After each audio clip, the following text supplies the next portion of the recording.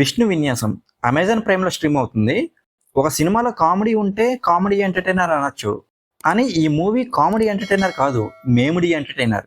ఇలాంటి మూవీస్లో కామెడీ ఉండదు, జస్ట్ మేమ్ స్టఫ్ ఉంటుంది. వాటినే మనం కామెడీ అనుకోవాలి.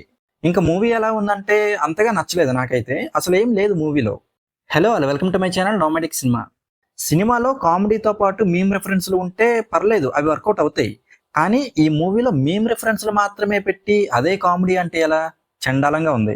పైగా సిచ్యువేషన్కి సింక్ అయ్యే మీమ్ కూడా ఉండదు, ఏదో ఒకటి పెట్టాలి కాబట్టి పెడతారు. ఇంకా కథ విషయానికి వస్తే ఎప్పుడో పాత చింతకాయ పచ్చడి నాటి స్టోరీ తీసుకున్నారు. హీరోయిన్ మనీషాకి ఒక ప్రాబ్లం ఉంటుంది, దానివల్ల ఎవరు తనని పెళ్లి చేసుకోరు. కానీ విష్ణు అండ్ మనీషా కొన్ని రోజులకి లవ్ చేసుకుంటారు. తర్వాత విష్ణుకి హీరోయిన్కి ఉన్న ప్రాబ్లం ఏంటని తెలుస్తుంది. చివరికి ఏమైంది అనేది సినిమాలో చూడాలి. ఫస్ట్ హాఫ్ మొత్తం మీమ్ రెఫరెన్స్లతో సినిమాని లాగించేశారు, అది అంతగా వర్కౌట్ అవ్వలేదు నాకైతే. ఇంకా సెకండ్ హాఫ్ కొంచెం ఎమోషనల్ టచ్ ఇచ్చారు, అది పర్లేదు, బాగానే ఉంది. కానీ సెకండ్ హాఫ్లో ఇంకొంచెం కామెడీ ఉండుంటే బాగుండేది. నాకు తెలిసి శ్రీ విష్ణు ఈ మూవీలో వచ్చి ఆ ట్విస్ట్ విని ఓకే చేశాడు అనుకుంటా సినిమాని, అంతే తప్ప పెద్దగా ఏం లేదు మూవీలో. పైగా శ్రీ విష్ణు యాక్టింగ్ ఒక సినిమాలో వర్కౌట్ అయింది కదా అని అదే టైప్ యాక్టింగ్ చేస్తున్నాడు. దాన్నే కామెడీ అనుకుంటే చాలా కష్టం కెరీర్కి. ఈ మూవీలో కూడా అదే టైప్ ఆఫ్ యాక్టింగ్తో చిరాకు తెప్పించాడు. హీరోయిన్ నయన్ సారిక చూడ్డానికి బాగుంది, యాక్టింగ్ కూడా బాగానే చేసింది.